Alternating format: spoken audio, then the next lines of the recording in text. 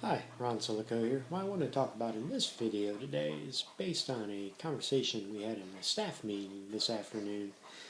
And the issue came about was micromanaging versus what I would call individualized communication. The discussion came about because there was at least one incident where a system that we have in place did not work effectively. And then the dialogue came about, well, how can we let staff know about this? Is this something that's an ongoing pattern?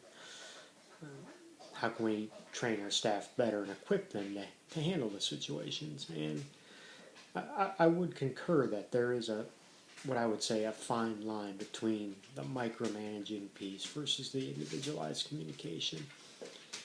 Most staff, especially if they feel very confident and skilled at their jobs, do not like someone looking over their shoulder.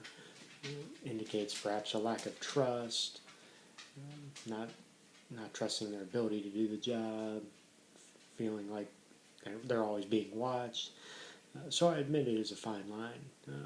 However, I would take the route of calling it individualized communication, and what I think that terminology is apropos because it's not something that you're doing for every staff member, but you are checking in with them and you're giving them what I would call a heads up on a potential situation if you know it's coming in, and how to handle a situation, which I think is important because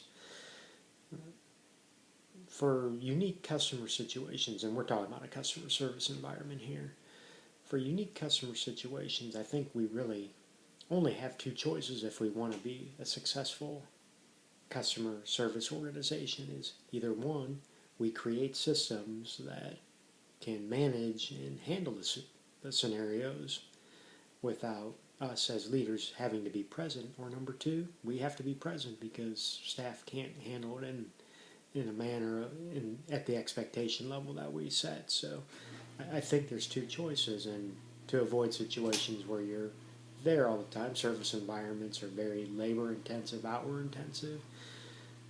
No human being could be there for all hours that you're open and remain sane. So you want to create situations where people can take time off and other staff can do the job effectively.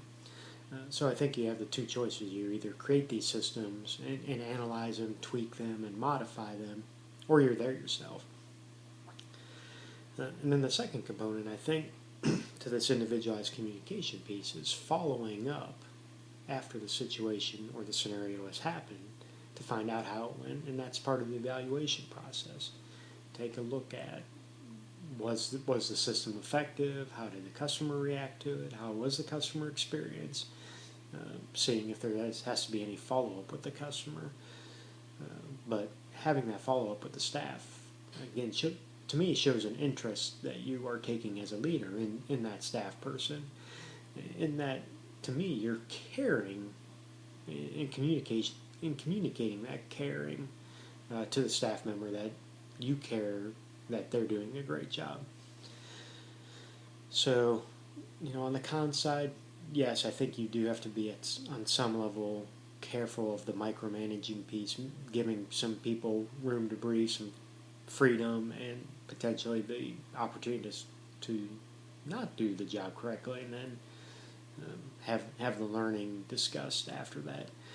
But I think three key points that are very critical to creating this individualized communication so you're represented well is number one, that you are represented well. You as a leader, your organization, your department, whatever you call it, you want to create situations where the staff that are working for you and working with you are representing you and the organization effectively. Number one, number two is take the approach that you're not necessarily micromanaging them or making sure that they're going to do the job right, but you're reminding them about training and saying, perhaps, I know we trained on this, it's a situation that hasn't come up with you in a long time. I just want to remind you about this. I want you to remind you about the procedures for this, this, and this. Do you feel comfortable about that? And I think the third thing with that is having this attention to detail increases not only you as a leader, your ability to serve you and your staff and the customers, but creating this awareness of the attention to detail also gives the staff person dealing with the situation an awareness of that attention to detail. What needs to be done from a system, a structure standpoint to serve the customer effectively.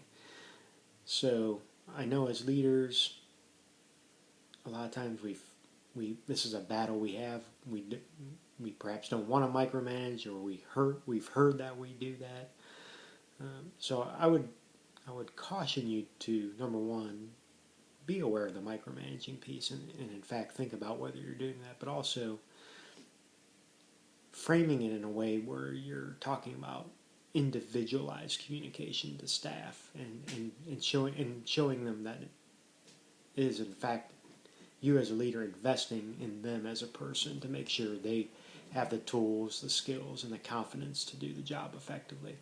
Take the approach of individualized communication. That's what happens at the most highly effective levels of coaching, and coaching to athlete relationships or coaching to staff relationships. Thank you for watching. Have a great day.